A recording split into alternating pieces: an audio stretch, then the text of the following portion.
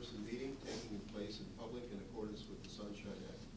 By attending and or commenting publicly in this meeting, you are consenting to recording, retention, and future viewing of this meeting. Carrie, could you please call the roll? Jeannie Ewan. Here. Brian Lawyer. Here. Nick Lovell. Here. Stephen Yerger. Here. Please rise to the pledge of allegiance and moment of silence. I pledge allegiance to the flag of the United States of America and to the republic for which it stands, one nation, under God, indivisible, with liberty and justice for all.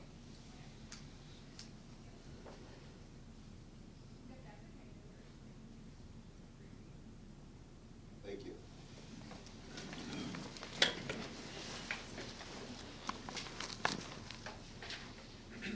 We now recognize members of the public who have signed up to provide a comment as stipulated in Policy 903.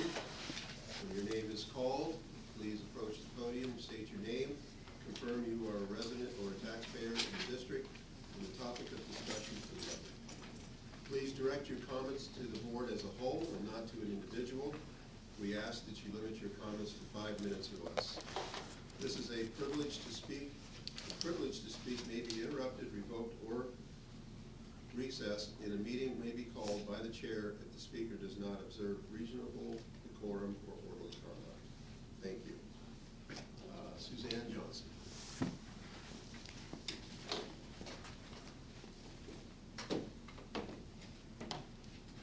My name is Suzanne Johnson. My daughter attends school in the district and I'm a taxpayer and resident. In my public statement on November 5th and by email, I asked what happens in 2026 when the building project is complete and there's over $6 million to move out of the middle school, high school assigned fund. Will that go to paying down the district debt, or will that be moved into capital reserves for more infrastructure spending? As usual, I only get partial responses via email or no response at all. So when I asked the business manager further about this after the next meeting, he told me that that $6.1 million would be used as a lump sum payment for the project when it was completed, which would reduce the amount of money the district would have to borrow. However, as we see on the agenda tonight, I was exactly right in November when I asked if you were planning to move it to capital reserves. Maybe Ms. Johnson isn't full of misinformation. In 2023, you raised taxes 2.75% when you projected a budget deficit, when there was actually a $4.1 million budget surplus that you moved $2 million of into capital reserves. In 2024, you raised taxes 1% when you projected a budget deficit, but there was actually a $3.75 million budget surplus, surprise, surprise, and you moved almost all of that into capital reserves again. Now you're discussing moving, as I mentioned, that $6.1 million from the middle school, high school budget into capital reserves when the project is complete. Plus, there's $600,000 in a transportation assigned fund for new buses and vans, which you won't need because now you're talking about contracting out transportation services. Yet you still plan on raising taxes again this year, at least 1% for ACTI, and looks like even more to hire a second security officer, which we don't need, and for other operational budget increases. It appears that you tell us that there's going to be a budget deficit when you're creating the budget in order to justify raising taxes so that when there's a significant surplus, you can throw that into capital reserves to fund additional spending. If you stop loading capital reserves, that $6.7 million that we have left over for the middle school, high school building project and these new vehicles that we don't need to purchase, that should be more than enough funds to cover everything that we need this year, plus set aside money for our future obligations for ACTI without further increasing our tax burden. You added several central office FTEs last year. You proposed hiring a second officer this month, and you proposed, or last month, and you're proposing 1.5 additional FTEs tonight. One, fortunately, for a classroom teacher assistant, but also half of a FTE for administrative assistant. And you also talk about eliminating one FTE. I'm not sure whether that's in the classroom or not. When Superintendent Bigger was here, the goal was to achieve cost savings through the building consolidations by reducing FTEs. He projected a total of 7 FTEs in F23 and 24, and an additional 5 FTEs reductions in 25 and 26. But then Mr. Bigger left, and with our new superintendent and school board, FTEs are actually increasing, especially with district administration, the business office, and other administrative support, which seems counterintuitive when you have building consolidation and declining enrollment. Between the November 5th meeting and the November 11th work session, there was a dramatic shift in alignment of board member views about the athletic fields project, which seems improbable without exchanging opinions outside these public meetings. Unfortunately, I think that's how things are done here. You just got caught this time, despite the legal obligations and claims of transparency. Despite all that deliberation in the public meetings and outside public meetings, the administration brought the issue back on January 7th, and it's again on the agenda tonight, to increase the spending on that athletic fields project. Really? This board has continuously approved new spending measures, and then, with upcoming elections, you all feign surprise when faced with potential tax increases to cover the things I warned you about over and over. It is the school board's responsibility to hold the administration and each other accountable to improve student outcomes, improve fiscal responsibility, and increase transparency in our district, and you all have failed. Thank you. Dwayne Sullivan.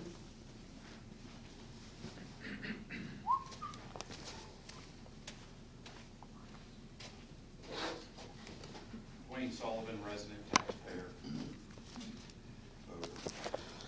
I just want to discuss tonight about these proposed tax increases. I know this is the time of year we start discussing this every year, formalities, but I just want to make the board aware of a couple things.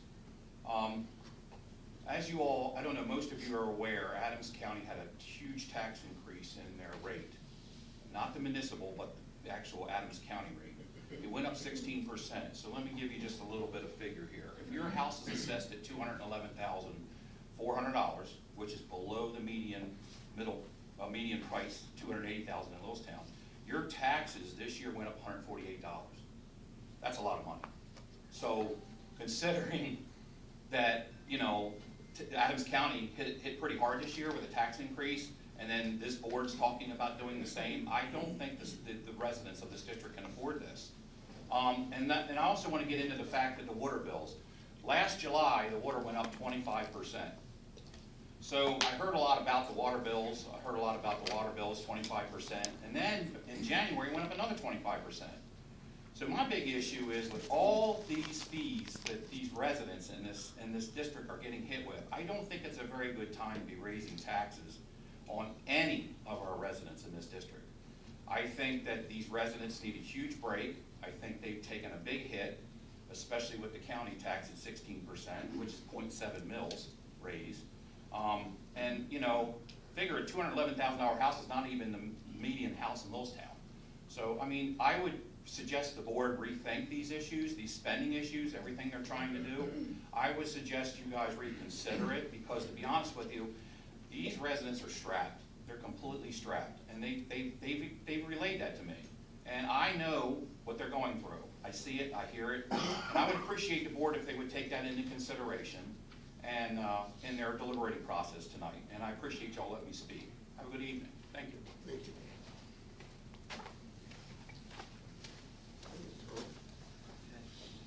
Presentation tonight is going to cover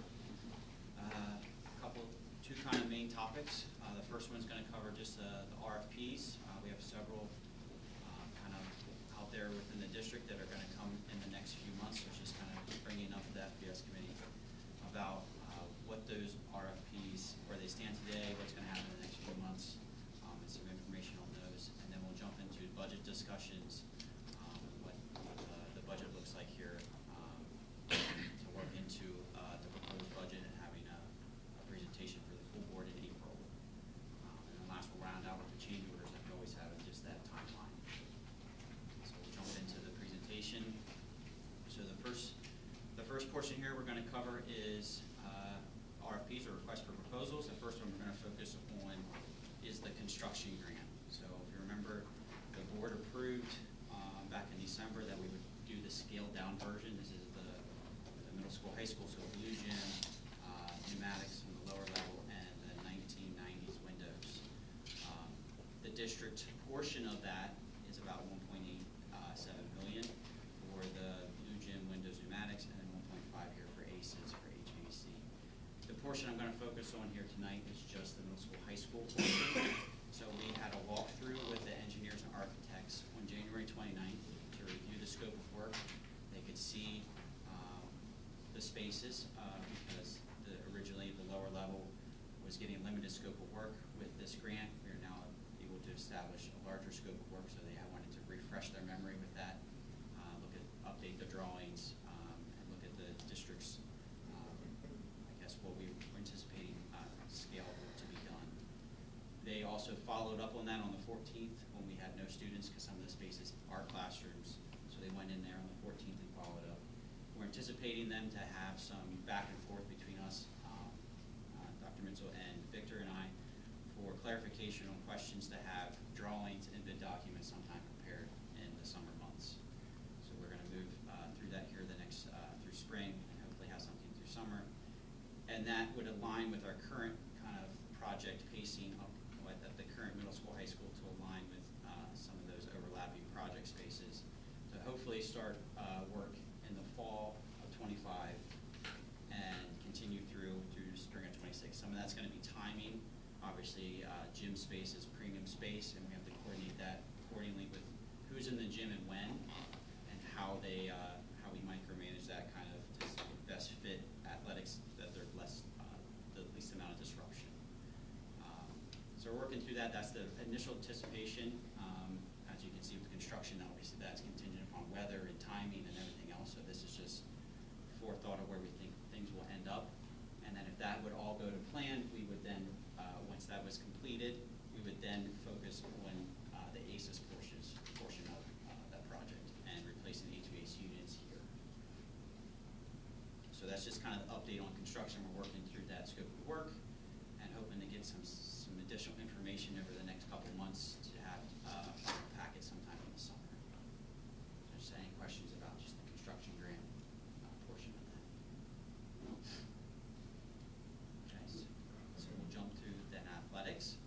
So on January 7th, we had a meeting with Turf Track and Court with myself,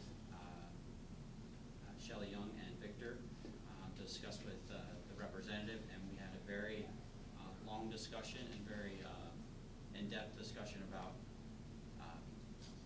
the spaces of athletics. I think one of the things that came to the surface level pretty quickly was the analysis of the reorientation of softball. As you remember, the FPS committee opened that back up to looking at reorientation.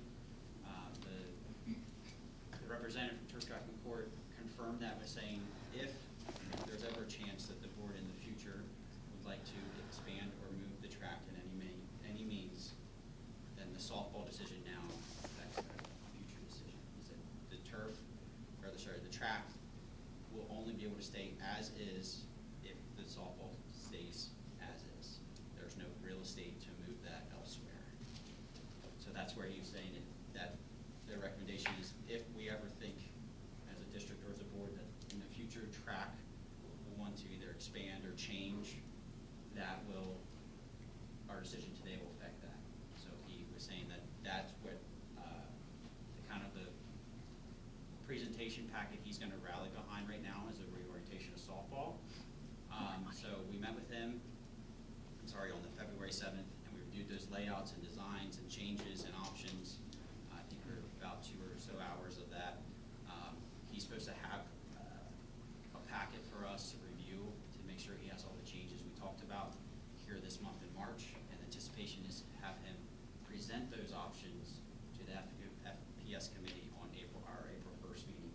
So you guys can select if those options make it to an official bid document. Like we talked about with some of those questions. If you have questions, if you have changes, we'll review that in April to say the FPS committee is fine with that. We'll send it to the full board and they can see the scope of work of what goes through. And then from there, it would go out to bid, and then the board can approve bids if they come back in a favorable manner. So that's the next steps there with athletics. So we'll have a scope of work, and you'll have official presentation. The anticipation is April on that. Questions there for athletics? So, when you say the decision we make tonight, No, not tonight. When we go through. well, you said what discussion we make tonight. So the decision you guys, the board will have to make, this says when he presents that packet, when he's gonna present it in the fashion of reorientation, because an as-is, we all know what softball currently is. It's gonna be more of the same, just upgraded in that same fashion. The reorientation has to be visualized and see what that would look like. So that's what his packet's gonna be behind, because when we originally signed the thing, he only creates one at a time. He can't create multiple snares, so we'll have to focus on that one. If the committee says we want to go back to as is, that's an easier task for him to go backwards than to create the reorientation after the fact. So And the we're going- reorientation is because of the track. Correct. The proximity of the track in relation to the softball. But if we say as is, then anything in the future would just, Correct. It limits our options in the future. And that's where when I came back in January and I asked the FPS committee that this is now the discussion we had with him. He said, you guys want to take that to the board because you're going to limit yourself severely if you don't. So I said that you're correct. Let's pause for a month. Ask the committee. You guys said yes. Let's look at that. And now we're here at this stage. And he reconfirmed it. When he went through some more drawings, like yes, you would be very limited. You would have no. Yeah. So something else that came up with this is the scoreboard. He advised that that's not going to be part of his presentation. He advised that we look for a scoreboard individually because there's so many options for scoreboards, and we can create them to customized how the district wants. So we would work with a vendor if we wanted to go out RFPs dressed specifically for a scoreboard and pick a vendor. We can do that, and then we can customize those. He said to draw one, you're going to be working with the vendor directly anyhow. He said that just is not good utilization of his time on that and we have aspect. to pay a middleman. No, we wouldn't pay him that. We would just work directly with that scoreboard. I'm saying company. if we did go through it, we have Yes. to pay him. Yeah. So that was his recommendation, that we look at that, we confirm. So he's not going to have a scoreboard in that packet, just to let you know that. So we have to go find, or you have to go find. Yeah, so he has some recommendations of people he's worked with in the past. We have not gone down that far until we see this packet to know who we want to work with as a district. But he has some recommendations of people we can ask and reference and call around and see. A three-bid scenario type thing. Customers. Yeah, so we're gonna research that. That's part of the March timeframe here. Thank you. Any other questions on athletics? Okay, so then we'll go into transportation. Laura and myself worked on creating that draft because currently we're in-house operations. We have yet to, we don't have a document to just refine. We have to create one more or less from scratch. So that was kind of our task. We created a draft and we reviewed some of that on February 20th. We made some changes and are currently conducting those changes for a final review in March, and then we would have a packet to review again in April. So April's going to be a lot of these RFPs in that April timeframe. So that's what that's going to be, and it's going to show us what the district, what we talked about before. We have fuel tanks, we have the lot, we have current busing, we have a lot of things that we are going to structure that benefit the district, and we just want to make sure the board also agrees with those assessments. So right now, that'll come back in April. It says this is the packet to advertise, to then hopefully have an award at the May meeting, if that timeline holds true. So are you the one that's deciding to put in there, like whether or not we keep our buses and all that stuff? So Laura and myself will create that, but the board has the ultimate decision to say what is in the bid documents and not.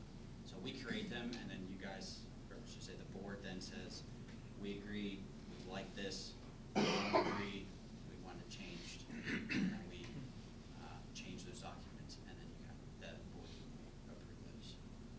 Does any vendors expect to keep all of the transportation off-site? Do we have options there that we can utilize some of the resources we have on campus to be able to, make it a more favorable bid? We are looking down that avenue. That is something that we are anticipating we could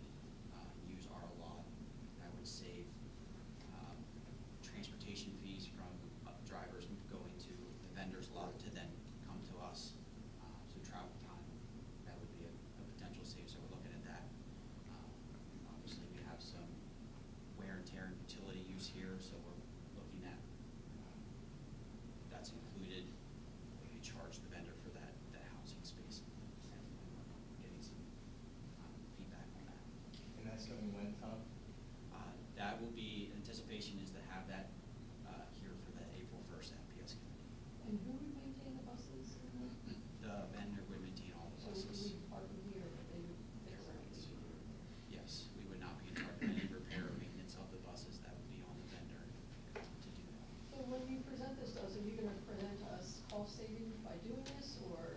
We will not know cost savings until we would have vendor proposals back.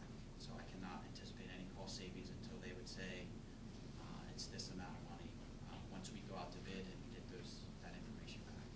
So if we take the RFP and we review that as a board in April 1st, and then we take it to the regular board meeting for full board approval to say yes or no if it's recommended by FPS, how soon would we see those proposals from potential vendors?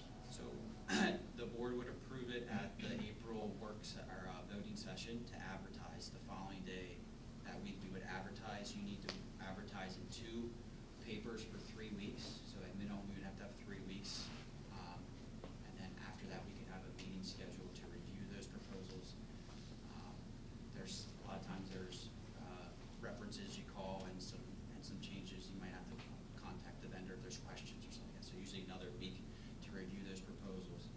So that would make it to the March voting session if that all came back. May. Sorry, May. Sorry. So it's at that point in time that we would have something real in our hands to be able to ask questions about, to be able to verify, is this favorable for us, is it favorable for others? It would be at that potentially May meeting. Yes. And that's the only time we can really dig and really see, you know, what our options, what they're saying. And then at that point in time, do we really have a way to compare numbers to see if it's really honestly a benefit? Because right now, it's all estimated, right?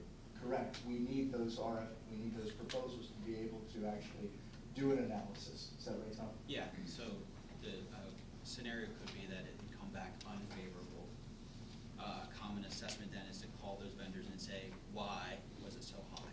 We can receive feedback. Are we too stringent on what we're asking for, which is making a strain on the vendor, making them unable to fill our needs without, costing the district a lot.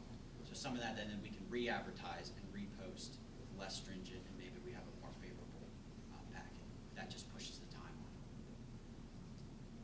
And are we in a place where we have comfortableness to see this happen in how many months?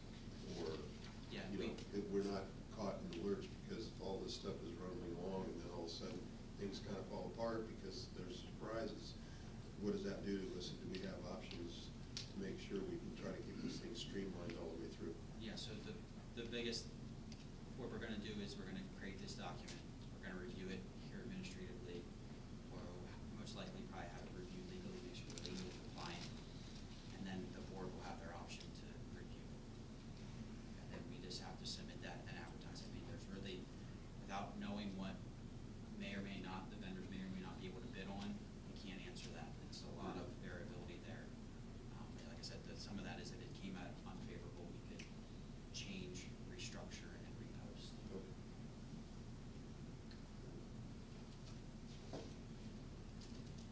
All right, so then the cafeteria RFP is in a different timeline than the other ones. The cafeteria RFP, I had mandatory pre-bid walkthroughs. So any vendor they had to come to RSVP and attend the pre-bid walkthrough. I had 4 vendors attend that on the 19th. We walked through each of the 3 food service spaces, and very little feedback. Most of them were seasoned vendors, have been through this for a while, so they were just reviewing minor questions. The committee, evaluation committee, will have 4 members on that. They will review those proposals on March 19th, and then we will be able to hopefully have the turnaround to have the full board award a winner in April. Who's on this committee? Currently, the committee is going to be made up of Dr. Mitchell, myself, Mary Brenneman, and then Jen Dooley. You were asked, and you Mary wanted to do it. gave it to me. Mary So, said she wanted to do it. so those are the 4 evaluation members. So we'll evaluate those. Each of the 4 vendors have the opportunity to present about 10 minutes of their proposal and offer some samples, taste testing, and we will evaluate them on the criteria that was set forth in the proposal that the board approved. Now, do they give you like a sample menu for a month or something? Yes, they have it. Part of their proposal is a sample menu. Yes. That was part of the request. So that one's at a quicker time. We'll actually have it on board hopefully in April timeframe. Let me ask you, if we switch from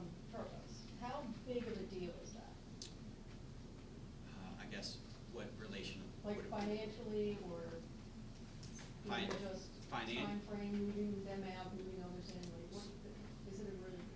So I would It's say not gonna affect yes. how I vote, but I'm just saying. I would say yes. I'd say they would have from the award in April voting session until the start of school in August to work out those So problems. it would all happen in the summer. Correct. They would be able to have that change of employees and all that stuff. But it's a big deal for them to change. The district will not more or less feel that. It would be behind the scenes through the administration office would feel that, not necessarily students or staff. So the big deal behind the scenes, is it just logistics on their end? And our end, making sure we have, if the accounts are set up and making sure we have clearances and everybody doing the required trainings and whatnot. So not many people will deal with that other than myself and You can Jen. do it. You'll be fine. So I would say yes, it's a big deal, but not everybody's gonna be dealing with it. Probably the biggest deal for our employees, the current employees in Chartwell's. Correct. That would be a bigger deal for them. That's what I was gonna say, because some of our internal food service employees now are employees of Chartwell's. And so most likely the new vendor, us would want them to become employees of the new vendor if there is a new vendor. Correct. That's the big how. Yes, that is the transition. So any questions? That is the conclusion of the RFP process. That's all what's going on here. The board kind of tasked myself with. It's a lot of processes, it's not a lot of stuff in here, but it's a lot of telling you when those things will happen. Yes, the biggest thing is April is gonna be more of a, that's gonna be more of our focus is RFPs and making sure that they meet our expectations before we go out to bid. And also if we have the award of cafeteria, we have that there so to review.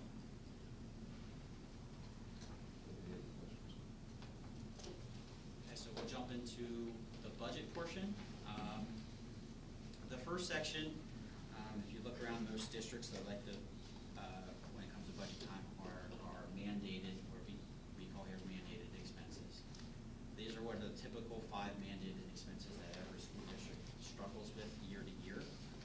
They are salaries, benefits, special education, cyber charter school, and debt service.